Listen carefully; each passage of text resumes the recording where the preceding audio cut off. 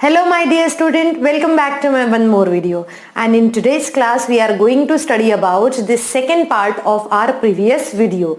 I hope everybody has studied from my previous video and you all liked it, as well as you all understood what I explained in my previous video. So in today's class we are going to study the same topic and one more topic I am going to include in that. Okay, now let's see which topic we are going to include. So first of all, I am starting here with atomic radius. So student, you know very well, and we have studied there in previous concept also, atomic radius. What trend we know? We know the trend of atomic radius, and that trend is when we are moving along a period. When we are moving along a period, atomic radius decreases, right? And when we are moving along a group, it means atomic radius increases. Yes, so this concept already we have studied. Yes. Now student, let's see that what all concepts are there and what all exceptions are there, because this concept already we have studied in class 10th. So what new thing we are going to study here? Okay, so why atomic radius decreases, that also we know that, and what is the reason for that? That reason is atomic radius decreases due to increase in effective nuclear charge, due to increase in its effective nuclear charge, or nuclear charge also simply we can say. And why this group atomic radius increases? Due to increase in number of shells, This concept also we have studied. Now let's study some exceptional cases regarding atomic radius. Okay, now in exceptional cases when we are going to study, first of all we'll take an example as helium, hydrogen and helium. So these both of them belongs to the first period. Am I correct, student? Okay, so we all know that. Okay, for understanding part I am using this little bit another language. So as we know that for this understanding one, or we know that hydrogen and helium belongs to the first period of the periodic table. ठीक है, सो अगर ये दोनों first period है अगर periodic table के, तो हम देखते हैं कि इसमें क्या ट्रेंड फॉलो करता है एटॉमिक रेडियस.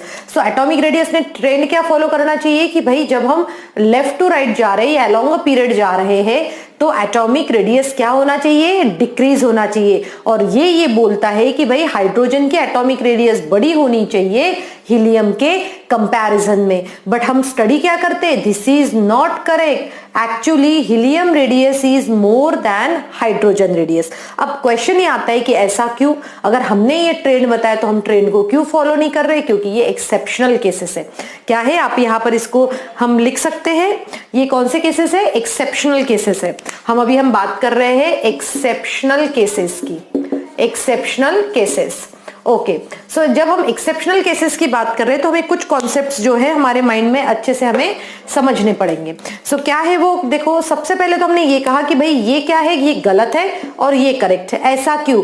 हीलियम की एटॉमिक रेडियस क्यों बड़ी होती है एज कंपेयर टू हाइड्रोजन? क्यों बड़ी होती है? अभी हमने प्रीवियस वीडियो में स्टडी किया था. ऐसा क्यों? क्योंकि हीलियम क्या है? हीलियम एक नोबल गैस है. हीलियम क्या है? एक नोबल गैस है. और जब ये कोई नोबल गैस रहता है तो नोबल गैस की क्या, नोबल गैस में कौन सी रेडियस होती है? नोबल गैस में वेंडर वॉल्स रेडियस होती है. नोबल गैस में वेंडर वॉल्स रेडियस होती है. और ये वेंडर वॉल्स रेडियस होने की वजह से, और हाइड्रोजन में कौन सी रेडियस होती है? ये क्या है? ये है हाइड्रोजन. और हाइड्रोजन में कौन सी रेडियस होती है? हाइड्रोजन में जो रेडियस होती है वो है कोवैलेंट रेडियस. और ये हमने पहले भी कॉन्सेप्ट में पढ़ा था कि वंडरवॉल रेडियस हमेशा कोवैलेंट रेडियस से ज्यादा होती है. ऐसा क्यों होती है? क्योंकि वंडरवॉल्स रेडियस दो एटम्स के बीच का डिस्टेंस को हम कैलकुलेट करते हैं, जबकि कोवैलेंट कब कैलकुलेट है? जब एक दूसरे के साथ शेयरिंग हो रही है तब कैलकुलेट करते हैं. और इसीलिए वंडरवॉल्स रेडियस क्या होगा? थोड़ा सा ज्यादा होगा as compared to covalent radius. और इसीलिए हीलियम के atomic radius is more than atomic radius of hydrogen, and we can write its name also. Right? Similarly, we can write its reason also whenever question has been asked. Similarly, we can see the same trend in other periods also. Other periods means what? If I am talking about, okay, now I am talking about another exceptional case. So when I am talking about another exceptional case, in this what I can observe, I observe that okay. तो चलो अभी हम बात करते हैं second period की। Second period में आप सभी को पता है कौन कौन रहता है, कौन रहता है भाई, लिथियम, फिर आ गया beryllium, boron, carbon, nitrogen, oxygen, fluorine and then आता है नियॉन। ठीक है, तो ये सब आते हैं आपके सेकेंड पीरियड में। तो हमारा रूल क्या कहता है, रूल ये कहता है कि लिथियम का साइज सबसे बड़ा होना चाहिए, फिर इस तरीके से जो है सबका साइज जो है बड़ा होना चाहिए। और बट फिर से हम बात करेंगे नियॉन, नियॉन का साइज इन सबसे बड़ा होता है, नियॉन का साइज जो है वो इन सबसे बड़ा होता है। ऐसा क्यों, फिर से रीजन हमारा यही आ गया। क्या रीजन है, रीजन ये है जो ये नोबल गैसेस, नियॉन क्या है, noble gas, noble gas it means Van der Waals radius, और वंडरवॉल रेडियस होने की वजह से वो क्या होता है, उसका साइज जो होता है वो बड़ा होता है। कल के भी वीडियो में हमने ये स्टडी कर चुके हैं कि कोवैलेंट रेडियस, मेटालिक रेडियस और कौन सा आ गया आपका वैंडरवॉल्स रेडियस। तो उसमें से वैंडरवॉल्स रेडियस सबसे ज्यादा होती है, इसलिए उसका साइज भी कैसे रहेगा, बड़ा रहेगा। ओके, सो ये हो गए कुछ एक्सेप्शनल केस। जब भी आप एटॉमिक रेडियस के बारे में स्टडी करते हैं तो आपको ये एक्सेप्शनल केसेस पता होना चाहिए, सिर्फ फर्स्ट और सेकंड पीरियड में नहीं। जब आप थर्ड पीरियड में जाते हैं, हम फोर्थ पीरियड में जाते हैं, तो हम क्या देखते हैं, हम सिमिलर ही हम ट्रेंड देखते हैं। अब डी ब्लॉक की बात जो है वो डी ब्लॉक की थोड़ी सी डिफरेंट बात आती है। ठीक है, सो डी ब्लॉक की जब हम क्लास 12th में जब एलिमेंट्स पढ़ेंगे तभी तो हम स्टडी करने वाले। क्लास 11th में उन्होंने उतना डिटेल में डी ब्लॉक के बारे में स्टडी नहीं किया है, फिर भी मैं आपको एक आइडिया बता देती हूँ कि डी ब्लॉक एलिमेंट्स जो है वो डी ब्लॉक एलिमेंट्स में हम क्या ट्रेंड देख सकते हैं। तो डी ब्लॉक एलिमेंट्स की अगर हम बात करें तो मैं यहां पर लिख लेती हूँ 1 मिनट। सो जब हम डी ब्लॉक के एलिमेंट्स की बात कर रहे हैं तो डी ब्लॉक में क्या होता है, ध्यान से समझो इस चीज को। अगर मैं डी ब्लॉक के आती हूँ पीरियड में तो पहले क्या आता है, scandium, titanium, vanadium, chromium, manganese, iron, cobalt, nickel, copper and zinc. Okay, so student जब हम इनकी बात कर रहे हैं पूरे डी ब्लॉक एलिमेंट्स की और साथ में उसके नीचे भी जो सीरीज है उन सब की जब बात करते हैं तो देखो मैंने आपको पहले एक बहुत अच्छा सा वीडियो बनाया था जिसमें मैंने आपको शॉर्ट ट्रिक्स बताई थी इनको सभी मेमोराइज करने के लिए। सो स्टूडेंट आई होप आप सभी ने वो शॉर्ट ट्रिक्स अच्छे से मेमोराइज कर लिए। तो आपको क्या होता है कि एलिमेंट्स को लिखने में, याद करने में बहुत ही ईजी हो जाता है। जैसे अगर मैंने कहा अभी स्कूटी वैन कार में फेंको निकोजन, सिंपल, और मुझे वो याद भी हो गया है। अब देखो जब आप इसके बारे में स्टडी करते हो डी ब्लॉक, ये कौन सा एलिमेंट है, ये है आपका डी ब्लॉक के बारे में जो आप डिटेल्ड में क्लास 12th में और स्टडी करेंगे। तो इसमें हम क्या देखते हैं, हम ये देखते हैं ये यहां से यहां तक जो है इनकी एटॉमिक रेडियस है, एटॉमिक रेडियस क्या हो जाती है इनकी, पहले डिक्रीज होती है। ठीक है, यहां पर एटॉमिक रेडियस क्या हो जाती है, कांस्टेंट हो जाती है। और ये लास्ट के जो 3 है इसमें एटॉमिक रेडियस जो होती है वो इंक्रीज होती है। तो अभी क्लास 11th में हम इतना ही याद रखेंगे कि भाई ऐसा क्यों हो रहा है। तो ऐसा ये इसीलिए होता है क्योंकि वहां पर क्या होते हैं, नंबर ऑफ इलेक्ट्रॉन। जैसे अगर आप इसका कॉन्फ़िगरेशन देखोगे तो इसका कितना आता है, D1, D2, D3, D4, अच्छा यहां पर भी D5 भी आता है, D5, D6, फिर यहाँ आता है D7, D8, D10 और यहाँ पर भी D10 आता है। ठीक है, तो D8 मीन्स व्हाट, ये मैं इलेक्ट्रॉनिक कॉन्फ़िगरेशन बता रही हूँ। तो यहाँ पर क्या हो रहा है, डी शेल में इलेक्ट्रॉन्स बढ़ते जा रहे हैं। तो यहाँ पर क्या हो गया, आपके जैसे डी शेल में इलेक्ट्रॉन बढ़ते जा रहे तो यहाँ पे लेस रिपल्शन है, यहाँ पर क्या है, लेस रिपल्शन ऑफ इलेक्ट्रॉन्स है। आ रहा है, समझ में आ रहा है, देखो ये है ना लेस रिपल्शन ऑफ इलेक्ट्रॉन है। और यहाँ पर D5, D6, D7 तो क्या हो रहा है, रिपल्शन बढ़ रहा है। और रिपल्शन बढ़ने की वजह से जो है रिपल्शन इंक्रीजेस, रिपल्शन क्या हो रहा है इसका, इंक्रीज हो, रिपल्शन बढ़ रहा है। और रिपल्शन जब बढ़ रहा है तो उसका साइज वो क्या करते हैं, थोड़ा सा कांस्टेंट रख लेते हैं। और लास्ट में क्या होता है, रिपल्शन और भी ज्यादा, रिपल्शन इंक्रीजेस मोर, रिपल्शन इंक्रीजेस मोर। तो ये जो है बेटा यहाँ पर आपको ध्यान से सुनना है कि भाई एटॉमिक रेडियस जब हम लेफ्ट टू राइट जाएंगे अलोंग पीरियड जाएंगे, स्पेसिफिकली मैं किसकी बात कर रही हूँ, डी ब्लॉक की, तो हमें ये ट्रेंड देखने को मिलेगा। और ये ट्रेंड जो है हम अभी शॉर्ट में हम इतना ही याद रखेंगे, और अभी हम डी ब्लॉक जब भी पढ़ेंगे तब इसको और भी ज्यादा डिटेल में थोड़ा सा हाई लेवल का स्टडी करेंगे। ओके, सो आई होप आप सभी को जो है एटॉमिक रेडियस का कॉन्सेप्ट अच्छे से समझ में आ गया है। तो हमें मेन की कॉन्सेप्ट क्या याद रखना है कि भाई अगर एटॉमिक रेडियस इंक्रीज हो रही है, डिक्रीज हो रही है, और एटॉमिक रेडियस मेटालिक है, वैन डर वाल रेडियस है, या फिर वैन डर वाल रेडियस है, या फिर हम कौन सी कहा हमने कोवैलेंट रेडियस है। ठीक है, अगर आप सभी को ये अच्छे से समझ में आ गया है तो चलो अब हम स्टार्ट करते हैं। आयोनिक रेडियस मींस क्या होता है, चलो अभी हम समझते हैं। कंसिडर करो कि ये कोई एक मेटल है, इस मेटल ने क्या किया है, अपना इलेक्ट्रॉन किसी को दे दिया। अगर मेटल ने किसी को इलेक्ट्रॉन दे दिया है तो ये किस पे कन्वर्ट होगा, M पॉजिटिव में, जिसे हम क्या कहते हैं, जिसे हम कहते हैं कैटायन। हम क्या कहते हैं इसको, कैटायन कहते हैं। अब हमने एक और इलेक्ट्रॉन, हम मेटल ने, अगर किसी मेटल ने एक इलेक्ट्रॉन ले लिया है तो वो किस में कन्वर्ट हो जाता है, निगेटिव में, तो हम उसको क्या कहते हैं, एनायन कहते हैं। तो आप यहाँ पर ध्यान से देखो कि आयोनिक रेडियस जो होती है वो फॉर्म होती है कि कैटायंस, आयोनिक रेडियस किसकी हम बात करेंगे, कैटायंस और एनायंस की। अब जब हम कैटायंस और एनायंस की रेडियस के बारे में बात कर रहे हैं तो चलो एक बहुत ही की कॉन्सेप्ट है, या फिर मैं कहूंगी शॉर्ट ट्रिक है जो हम यहाँ पर याद रखेंगे। हमें कैसे याद रखना है, हम ये देखेंगे कि किसका साइज बड़ा होता है और किसका साइज छोटा होता है।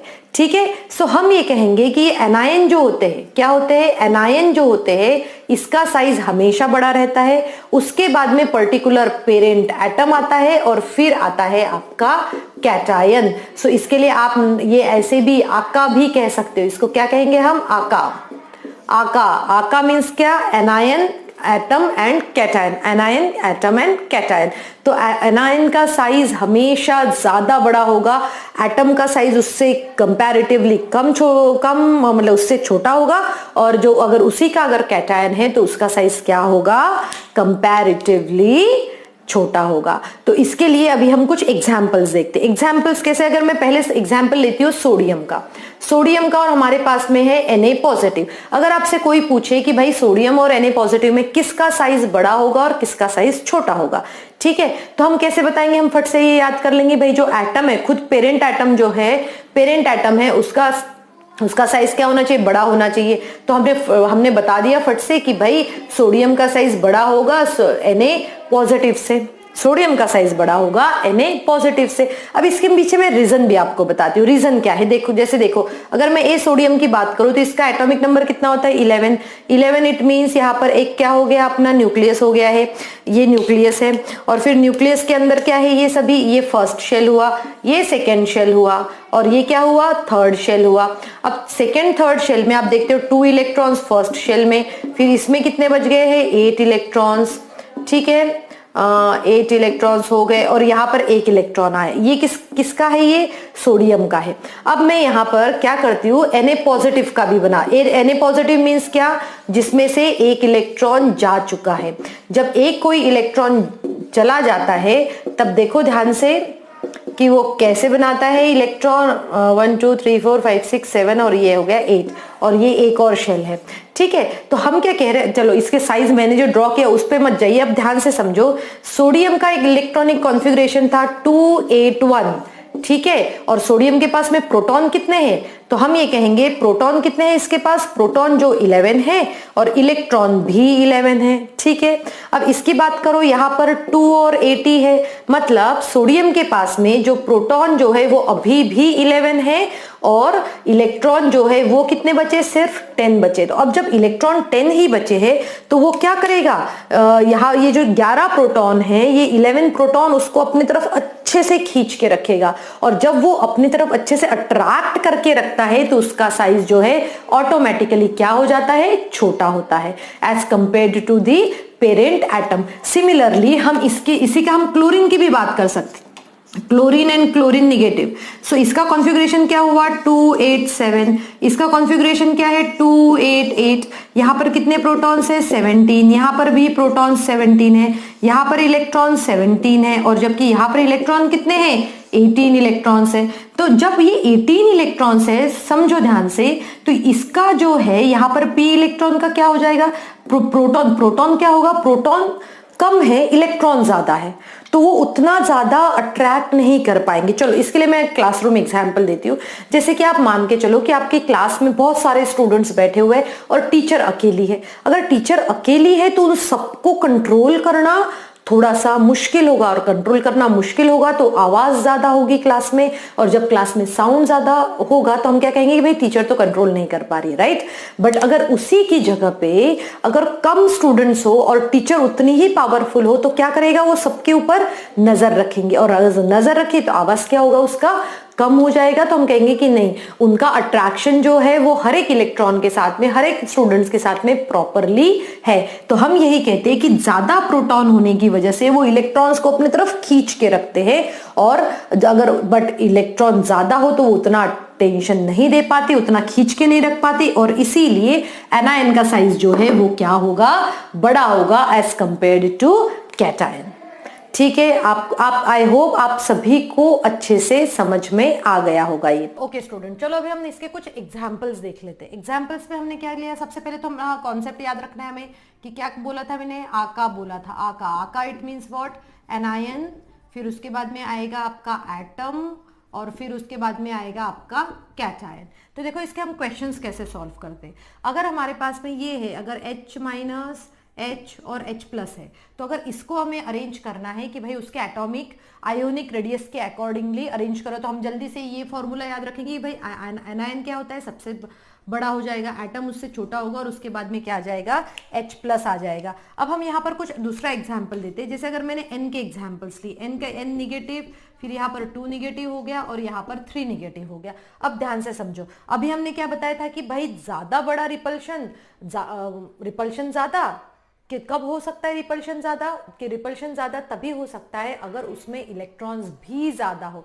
चलो इसके लिए एक एग्जांपल्स लेते हैं, फिर से अपन अपनी स्कूल की याद करते हैं। अगर मान के चलो कि क्लासरूम में कोई टीचर है नहीं, और सब बच्चे जो 5-6 स्टूडेंट्स जो थे, 5-6 स्टूडेंट्स वो बहुत मस्ती कर रहे थे, बहुत मस्ती करते, तब तक अचानक टीचर आ गए, और जब टीचर आ गए तो उन्होंने देखा कि 5-6 स्टूडेंट्स मस्ती कर रहे हैं, तो उनकी पिटाई हो गई, अच्छे से पिटाई होगी। तो जब अब पिटाई हुई तो देखो इसमें पिटाई में क्या हुआ कि 5-6 स्टूडेंट्स है, तो एक एक को मारते समय क्या हुआ कि उसका जो, क्या हम कहेंगे कि टीचर का जो ध्यान सबके ऊपर था, तो क्या हुआ, अट्रैक्शन कम हुआ। और अगर अट्रैक्शन कम हुआ तो आपके थोड़े से बचने के चांसेस ज्यादा हुए।